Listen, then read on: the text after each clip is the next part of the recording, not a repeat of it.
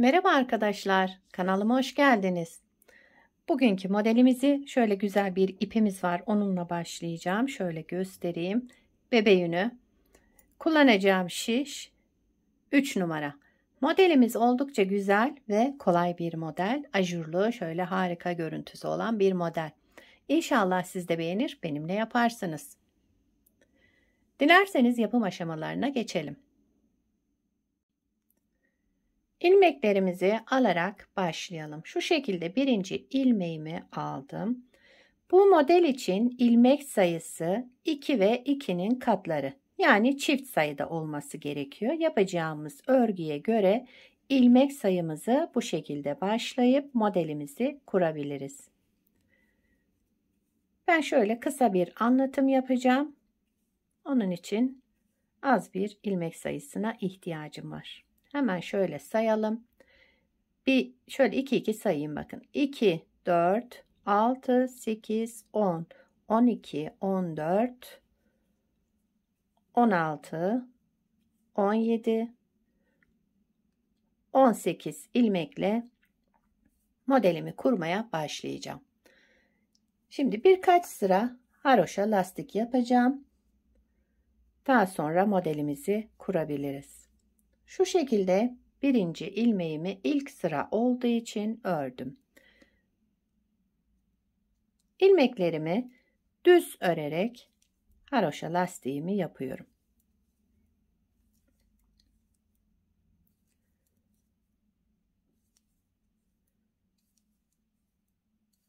Sizler de istediğiniz lastiğin üzerine başlayabilirsiniz bu modele. Her türlü lastiğe uyum sağlayacak güzel bir model.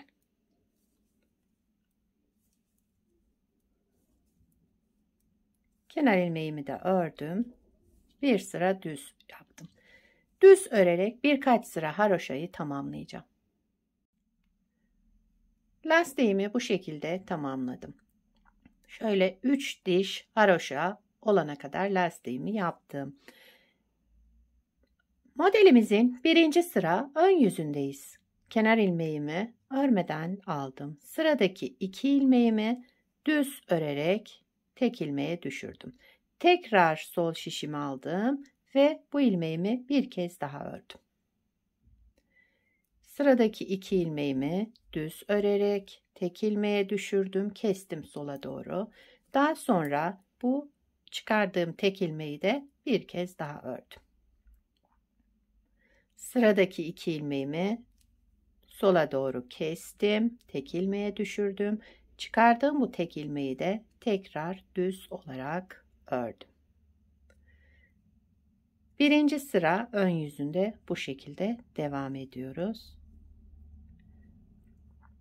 Sıradaki 2 ilmeğimi düz örerek sola doğru kestim.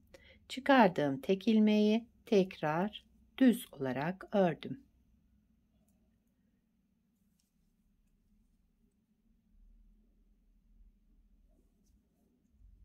Şöyle sıra sonuna kadar böyle devam edelim. Çıkardığımız ilmeği de tekrar düz olarak örelim. Bu 2 ilmeğimizi düz ördüm, kestim yani. Çıkardım tek ilmeği de tekrar düz olarak ördüm. İlmek sayım yarıya düştü burada. Birinci sıra ön yüzünde. Kenar ilmeğimi de ördüm. Sıramı tamamladım. İkinci sıra arka yüzündeyiz. Kenar ilmeğimi örmeden aldım. Sıradaki ilmeğimi ters ördüm. Daha sonra bir kez doladım. Şöyle tekrar artırma yaptım. Sıradaki ilmeğimi ters ördüm. Bir artırdım, bir ters ilmek ördüm. İlmeklerimizi ters örüyoruz. Arada birer tane artırma yapalım. Yani ilmeklerimizi birinci sıra ön yüzünde eksiltmiştik. Tekrar eski sayısına getirmek için her ilmeğin arasında bir kez artırma yapıyorum. Bir doladım, bir ilmek ters ördüm. Bir doladım, bir ilmek ters ördüm. Sıra başında bakın artırma yapmadan direkt bir ters ilmek örmüştüm. Burada ters ilmeği ördükten sonra bir kez artırma yapıyorum. Daha sonra kenar ilmeğimi örüyorum. Buna dikkat edelim. Sıra başında artırma yapmıyoruz. Sıra sonunda artırma yaparak kenar ilmeğimizi örelim. 3. sıra ön yüzündeyiz. Kenar ilmeğimi örmeden aldım. Bütün ilmeklerimi düz örüyorum.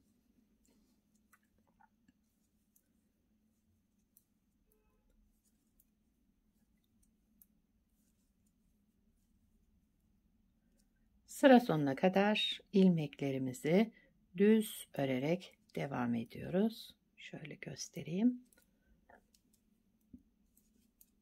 Evet.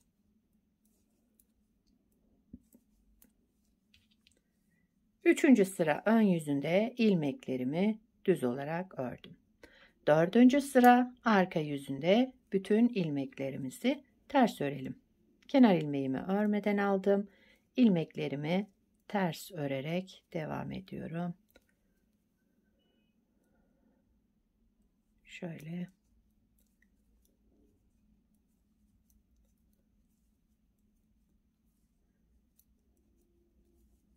Modeli bir kez kurmuş olduk. Modelimiz 4 sıradan oluşmakta. İlmek sayımız da 2 ve 2'nin katları.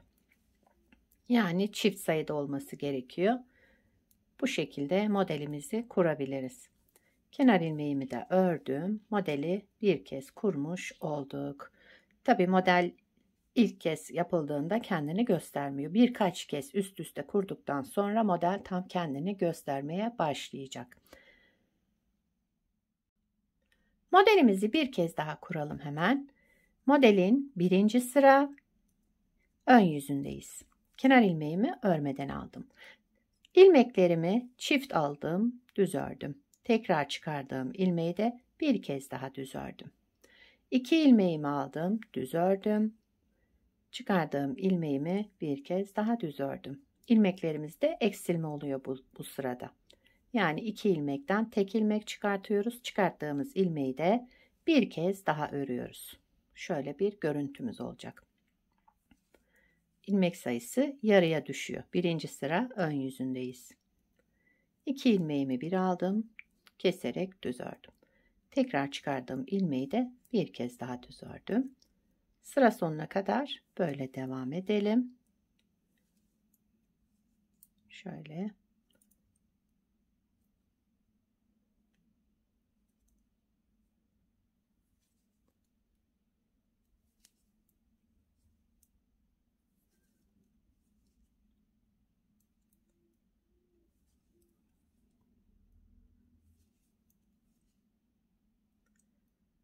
Kenar ilmeğimi de ördüm.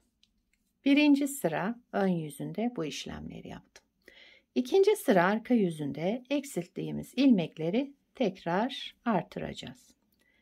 Kenar ilmeğimi örmeden aldım. Sıradaki 1. ilmeğimi ters örüyorum. Şimdi artırma yapmıyorum. Önce bir ters ilmek. Buna dikkat edelim. Daha sonra bir kez artırma yaptım. Şöyle doladım. Sıradaki ilmeğimi ters ördüm. Bütün ilmeklerimizi ters örüyoruz ama arada şöyle birer ilmek artırma yaparak.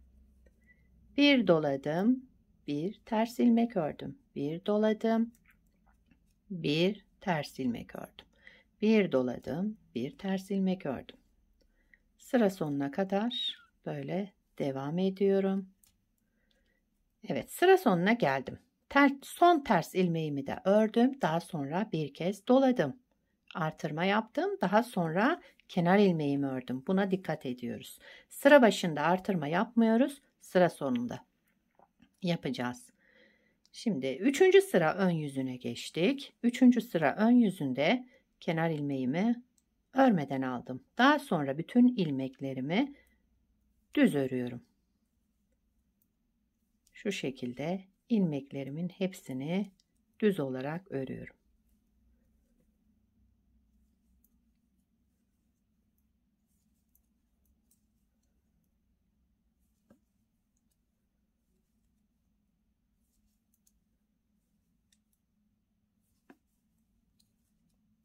Kenar ilmeğimi de ördüm. 3. sıra ön yüzünde ilmeklerimi düz ördüm. 4. sıra arka yüzündeyim. ilmeklerimizi ters olarak öreceğiz. Kenar ilmeğimi örmeden aldım. Sıra sonuna kadar ilmeklerimizi ters örelim. 4. sırayı da tamamladıktan sonra modelimizi ikinci kez kurmuş olacağız. Model böyle devam ediyor. Gördüğünüz gibi yapımı çok kolay, güzel, şöyle ajurlu modellerden. İstediğiniz ipe de kullanabilirsiniz. Yazlık örgülerinizde de kullanabilirsiniz bu modeli. Ona uygun ip tercih edersiniz.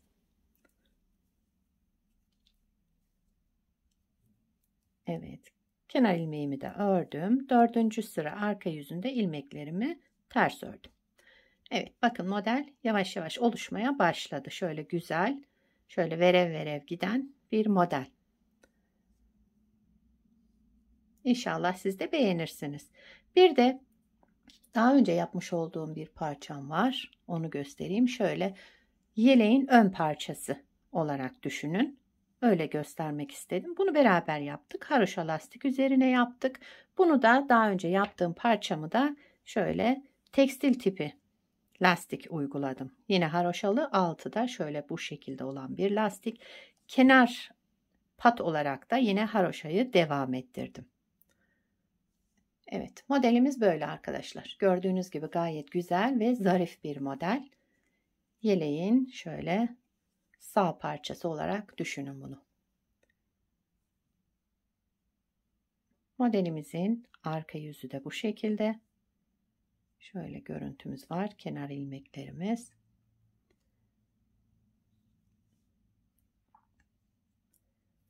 Evet.